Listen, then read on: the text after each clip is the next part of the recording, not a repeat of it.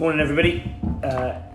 Chapter 2, Isadora Moon Goes Camping. I forgot to say yesterday that some of you listen to this, if any of you do listen to it, might find reading a bit tricky. I don't find it the easiest thing in the world, if I'm honest. You may have noticed yesterday I stumbled a few times, and when I look down at the book, sometimes I can't see where I should be looking, and that's fine.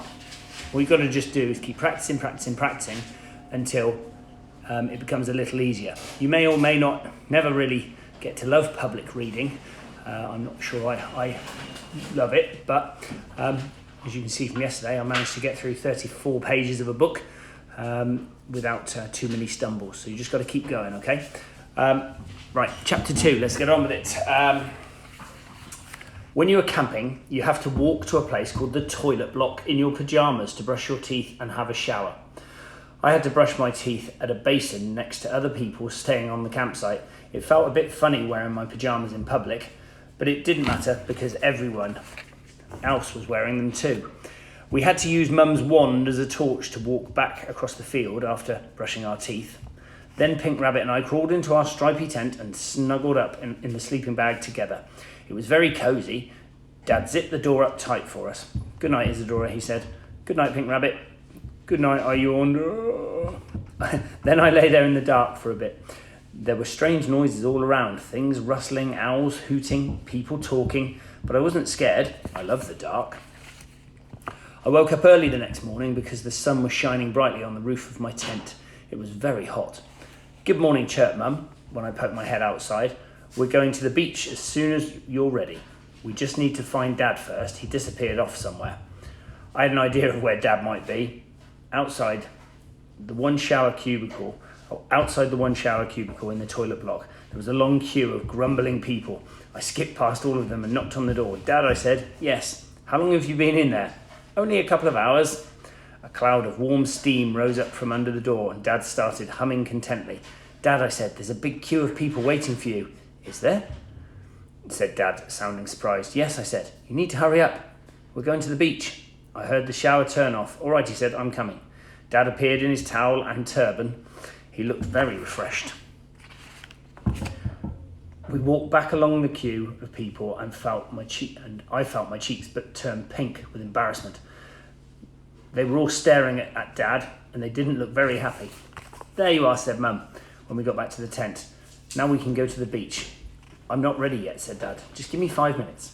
Half an hour later, Dad emerged from the tent wearing his black cape and sunglasses with a black parasol tucked under his arm. He was also holding a pot of hair gel and his great-great-great-grandfather's precious antique vampire comb. "I'm ready," Dad grinned. We went through a little gate in the side of the camping field and walked down a sandy path to the beach. Mum spread out a picnic blanket and sat down. "Isn't it wonderful?" she said. It was pretty wonderful. The sea was blue and sparkly and the sand was warm and tickly between my toes. "Come and build a sandcastle with me, Dad," I said. "Okay, just give me 5 minutes," Dad said. He put up his big black umbrella and slathered himself with Factor 60 sun cream. Then he wrapped himself in his black cape and got out his comb. "You must be hot, Dad," I said to him as I started building a sandcastle nearby. Dad shook his head. "I am not hot," he insisted, as sweat began to drip down his face. He started to do his hair, smoothing big gloops of gel into it. By the time Dad was done combing and smoothing his hair, I had finished building my sandcastle. It was a very big one with lots of turrets. Pink Rabbit and I walked along the beach collecting shells. We poked them into the castle walls for decoration. "It needs something else," I said to him when we had placed them all. "It needs something on top to just finish it off." I glanced over to where Dad was now snoozing under the parasol and an idea crept into my head. "Dad won't notice if we borrow the jewelled comb for just 10 minutes, I whispered to Pink Rabbit. We tiptoed over and I picked up the comb. It really was very beautiful. The rubies in the handle flashed in the sunlight. I pressed it down into the very top of the highest castle turret and stood back to admire my handiwork. I glanced back at Dad, but he was still asleep. "Isadora," Mum called over. "Do you want to go in the sea with me and Honey Blossom?" "Yes, please," I shouted excitedly. So we put Honey Blossom in her rubber ring and went down to the shore. "Come on, Dad," I called. "It's nice and cool in the water." But Dad was still asleep under the umbrella and didn't hear me. I thought it was a shame. I know Dad quite enjoys swimming. He is the one who takes me to my little vampire swimming lessons every week. We always have lots of fun in the pool together. He has been trying to teach me to swim underwater, though I haven't quite managed it yet. "This is lovely," said Mum, splashing about in the waves with Honey Blossom.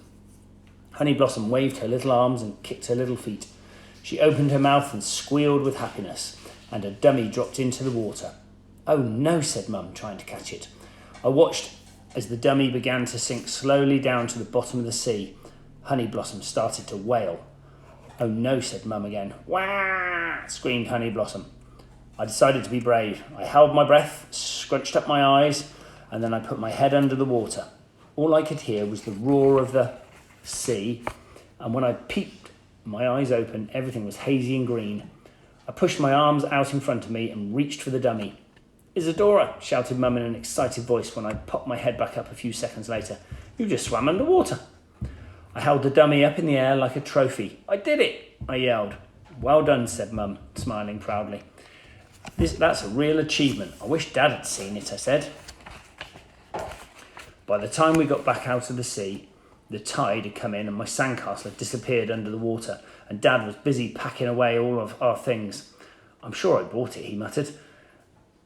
"What have you lost?" Mum asked. "My comb," replied Dad. "My great-great-grandfather's precious antique vampire comb." I froze. Suddenly my body felt cold even though it was a warm day. I stared out to the spot where my sandcastle had been. I had forgotten to take Dad's comb off the top of my castle, and now it had been washed away.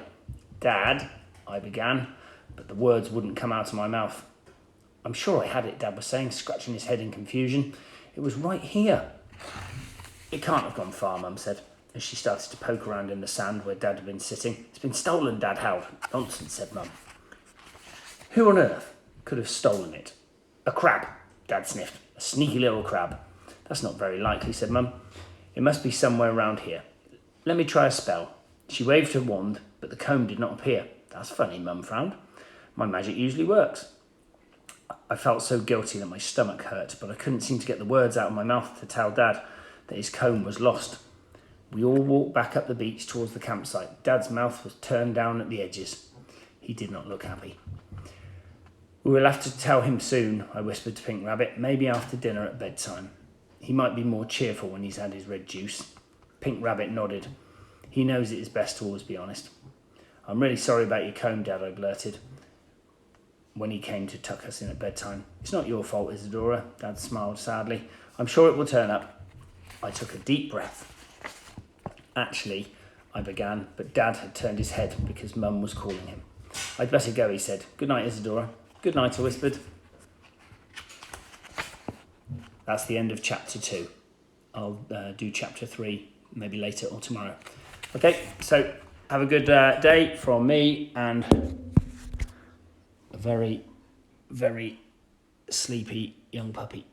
See you.